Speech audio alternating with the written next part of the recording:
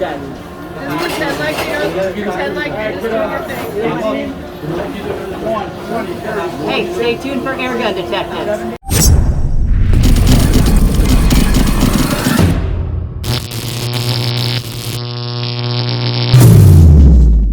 Welcome to another episode of Airgun Detectives. I'm your host, JC, and today we get to take the mystery out of the RWS 350 Classic N-Tec Magnum. Yeah, that is a mouthful. Anyway, this one is in .22 caliber. But before we get into this rifle, do me a favor if you hadn't already, hit the subscribe button down in the corner. It doesn't cost you anything, it's absolutely free, but it really helps support the channel. In addition to that, when you have an opportunity, check out my website, www.airgundetectives.com. On the site, I got a variety of t-shirts, hats. I also have the Generation 2 bipods. And occasionally, you're gonna see some of my inventory on there. Some of the guns that I have out of my personal inventory I actually put up there. And they go fast, so just randomly check that out. All right, let's get back to the gun on hand. This is known also as your Diana 350 Magnum. Now, in recent times, they've dropped the Diana name and they're more focusing on just the RWS. And this is being handled now, all the imports on these are being handled by Umarex USA. These are still 100% German made and they still carry the lifetime warranty. It's the same rifle, it really is. This particular one has the N-Tec gas ram.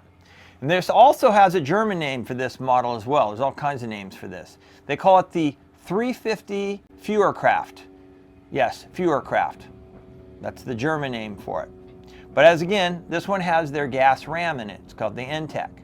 This also features the famous T06 trigger, which they are absolutely fantastic. If you haven't shot one of those, oh, believe me, you need to, because they're just an absolute pleasure. This gun, this is a big gun. This is their Magnum. This gun is 46 inches long. It's got the 19.5-inch barrel. The rifle weighs just under 7 pounds. It does feature fiber optic sights, so you've got the green sights here in the back, and then you've got your red in the front, and it's protected by a sight cover on the front. This does have an automatic safety right here on the back. Every time you cock it, the safety engages, but you can simply push it in with your thumb. And the beautiful thing about this, especially for you left-handers, this is completely ambidextrous. So you got the safety in the center, and then the stock is absolutely a mirror image on both sides. So it's definitely an ambidextrous rifle. So also, let's mention that the stock on this is absolutely gorgeous. The finish on this is gorgeous. The wood grain on this, if you can look at that, it really is nice. It's a beech wood, but it's got a really nice finish on it. It really does. It's a really beautiful rifle. So they're claiming it'll shoot about 1,000 feet per second. I'm going to assume that's probably with a light alloy or some type of pellet. But we're going to test it. Oh, and if you didn't know, these things are kind of hard to come by right now, but they retail anywhere between $400 and $500 as of late.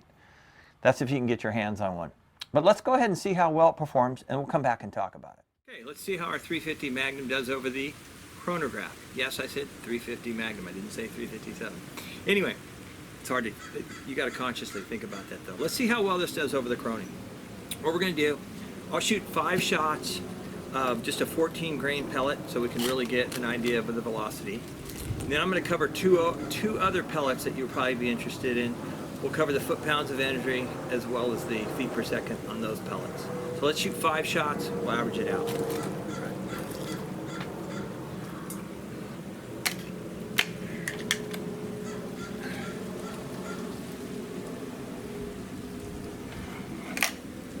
Okay, shot number 1, 881. Shot number 2,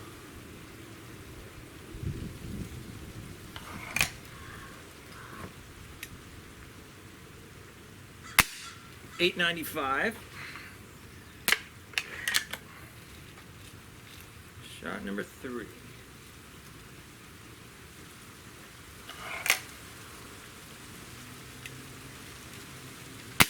901.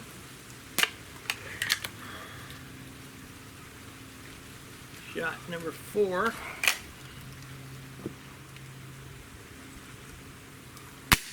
895. And got one more.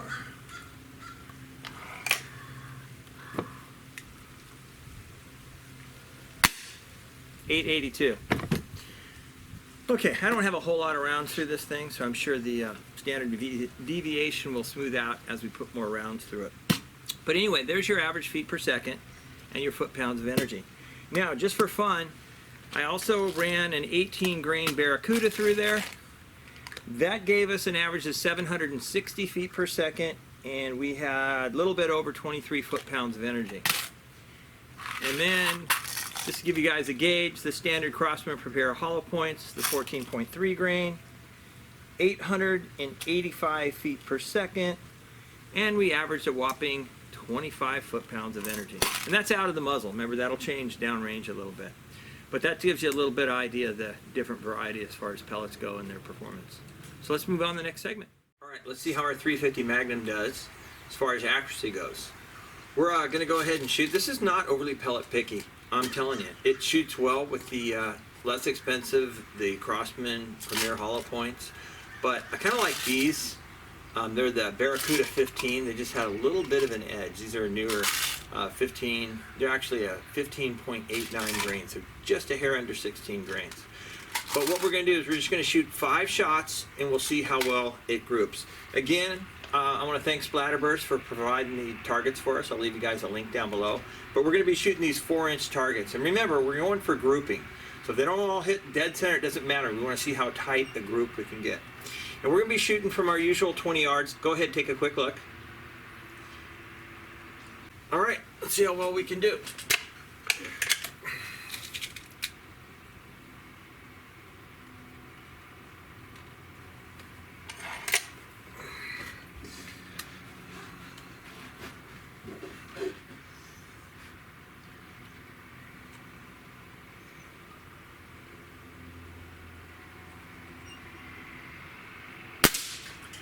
That's one.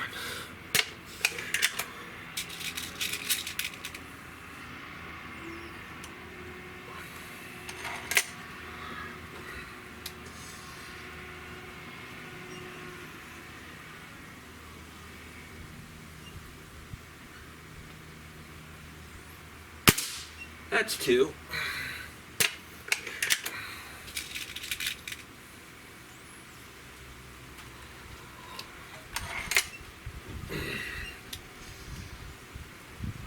Got a little breeze going on, not too bad.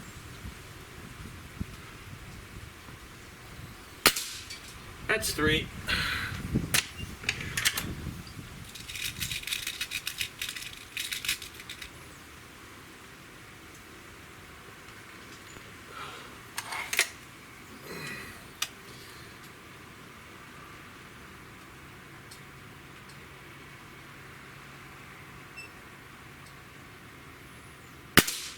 That's 4.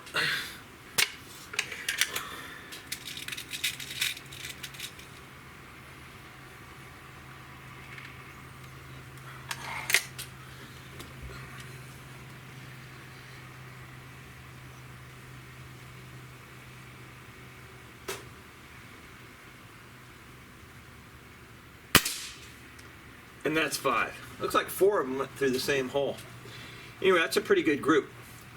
So let's move on to the next segment. All right, let's test the trigger on our 350 Magnum here, our N-Tec. See how it does. This does have the really nice, the T06 trigger. So I actually didn't mess with it. This is how it came out of the box because I just liked it just the way it was. So that's a rarity, me not messing with the trigger. Anyway, let's see how well this does. We've got our trusty Lyman trigger gauge here. All right.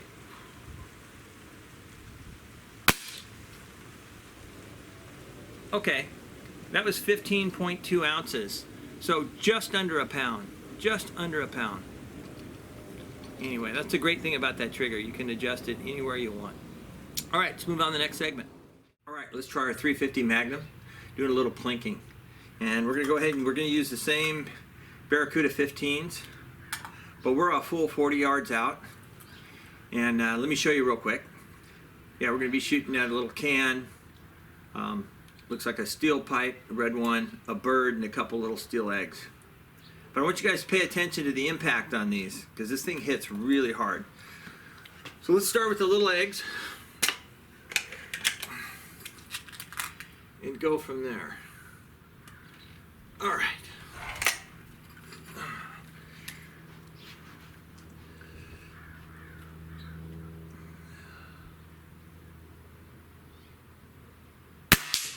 There's one. You guys notice how hard that thing hits? I mean, this is, again, I'm going to mention, is a true Magnum air rifle. All right, next one.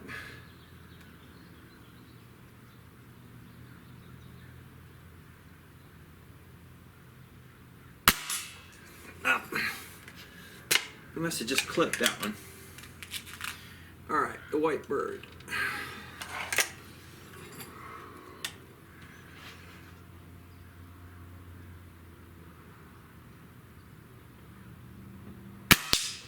Oh yeah.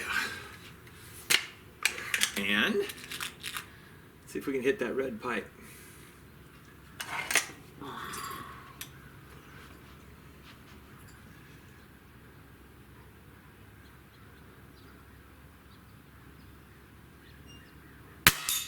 There we go. And let's punch a hole in that tin can. Let's see what happens with that one. All right.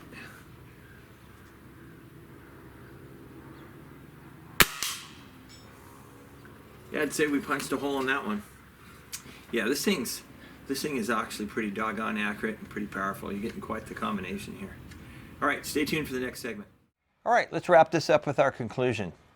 Wow, I'd say our RWS 350 Magnum. So you got to be careful not to say 357 Magnum.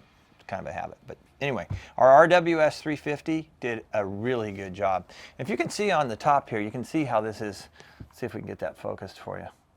There you go. You can see how it's actually labeled. Anyway, like I said, they're kind of just dropping the Diana moniker on it, but it's the same rifle. Anyway, let's talk about the negatives. I don't have any. There's no negatives on this rifle. The only thing I would complain about is they're kind of hard to find. They're rare. So hopefully they'll be more abundant as time goes on, but that would be my #1 negative. But let's talk about the positives because there's so many of them. First of all, let's talk about this thing is powerful. We're talking about 25 foot-pounds of energy on average. Not bad out of a break barrel. That's really good. It's not pellet picky. It likes the Crosman cheap Premier pellets. It really likes the 15.89 grain, the H&Ns. Those are the newer ones out there. As you saw that, we were getting a 1/4 inch grouping, so the accuracy on this thing is really amazing. Then we have the famous T06 trigger here. The T06 trigger is incredible, and you saw what that was breaking at in our trigger test, and that was out of the box. So fantastic there. The bluing on this thing is just amazing. It's got a great finish on it. And the stock, the Beechwood stock, is really nice. Also, if you'll notice here on the 11mm scope mount here, you have the nice stop pin at this end, and you have lots of spots where you could put actually the stop pins on a scope mount as well. So you got your screw at the end, and then you have your openings here, so that's really nice. This is great because it has open sights, really nice open sights, the fiber optic open sights. So if you're one of those guys that like to shoot that, it's great. If you want to scope it up like I did when I was doing the accuracy test, you saw I threw a scope on there. I even had a muzzle brake on there. Don't ask me about the muzzle brakes because they're not made anymore. They don't, you can't purchase them from where I got them anymore. The cocking effort on this is probably right around 40 pounds, so it's not overly difficult, but it's not for the feeble, that's for sure.